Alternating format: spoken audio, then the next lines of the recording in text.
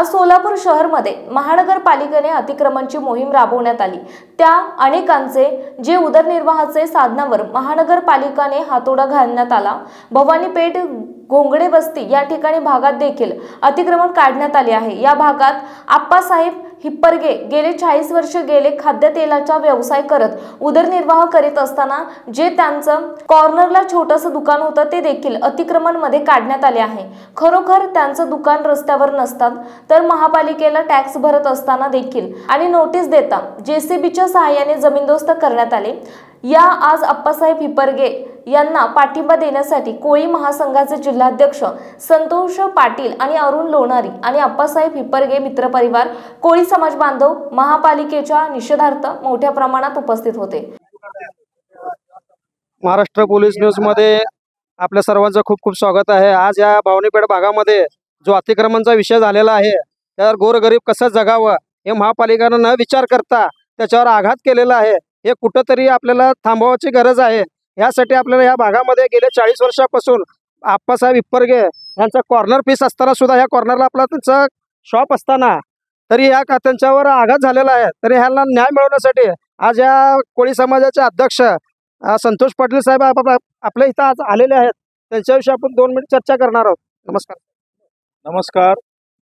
महापालिकेने आमचे कोळी महासंघाचे शहर अध्यक्ष अप्पू हिप्परगे यांचं 40-50 वर्षापासून इथं शॉप आहे आणि त्या ठिकाणी ते व्यवसाय करतात।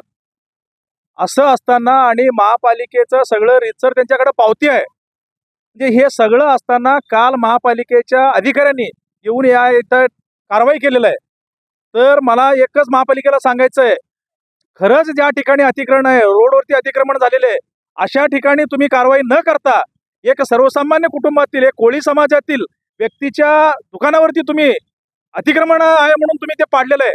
तर ते 40-50 वर्षापासून आज या ठिकाणी व्यवसाय करतायत आणि आज त्यांचं सगळं महापालिकेचं सगळं रेतसर पावती आहे त्यांच्याकडं। तर तुम्ही जे काही कारवाई केलेलं आहे ते चुकीचं कारवाई केलेलं आहे। मग त्या कारवाईचा निषेधार्थ आम्ही या ठिकाणी जमा झालेलो आहोत।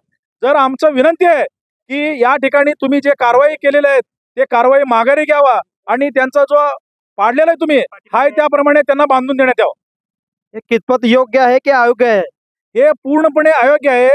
एखादा व्यक्ती 40-50 वर्षापासून या ठिकाणी व्यवसाय करतोय आणि रीतसर महापालिकेला त्याने टॅक्स भरतोय आणि त्यांची पावती सुद्धा आहे। मग अशा एका तुम्ही गाळेधारकावरती अन्याय करणं आणि ते पाडून टाकणं हे तर महापालिकेच्या अधिकाऱ्यांना सोबत नाहीये।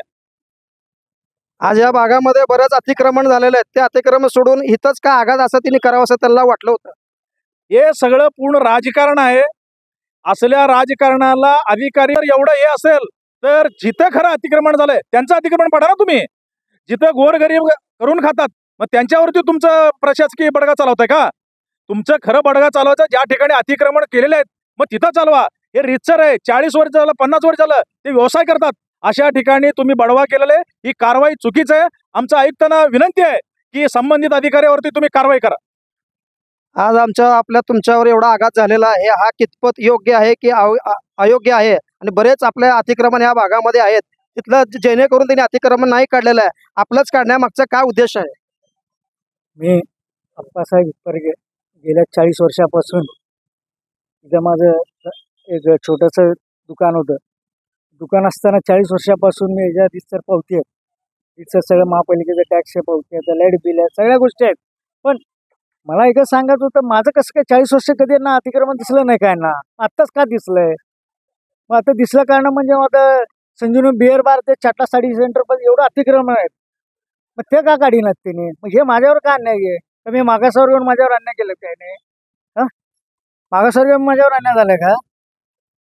एक खरोखर राजकारण आहे, याच्या मागचं राजकारण आहे की का कुठलं स्वार्थ त्या महापालिकेचा आहे असं तुम्हाला वाटतं? राजकारण आहे याच्यात। आम्ही ज्यांना घडवलं, आमच्यामुळे जे झालं मोठं आम्ही आणलेलं राजकारण सगळं, मग ते आमचं कुठं तर ते परत पावडे म्हणून आम्ही हे झालं असं आम्हाला वाटतंय। म्हणजे ज्याने आपल्याला आम्ही ज्यांना मोठं केलं आमच्यामुळे जे राजकारण मोठे झाले त्यांनीच आम्हाला घात केलेत। महापालिकेच्या साहेबांकडून किंवा आपल्या ह्या कलेक्टर म्हणा किंवा महापालिकेचे आयुक्त यांच्याकडून तुमची काय अपेक्षा आहे?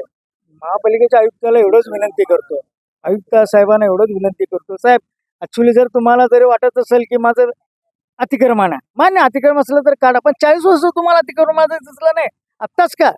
मग बघा ना, आता आपलं एवढं रोडवर अपार्टमेंट आहे, हां आता ते बिअर बार, संजीवनी बिअर बार, ते जावा चाटला साडी सेंटर, किती ते संध्याकाळी तर रस्त्यावर लोकांना जाता येत नाही, येता येत नाही, दुनियाचे भांडणं होते, प्रदूषण आहे, दुनियाचं प्रदूषण आहे, ते जिम्मेदार कोण?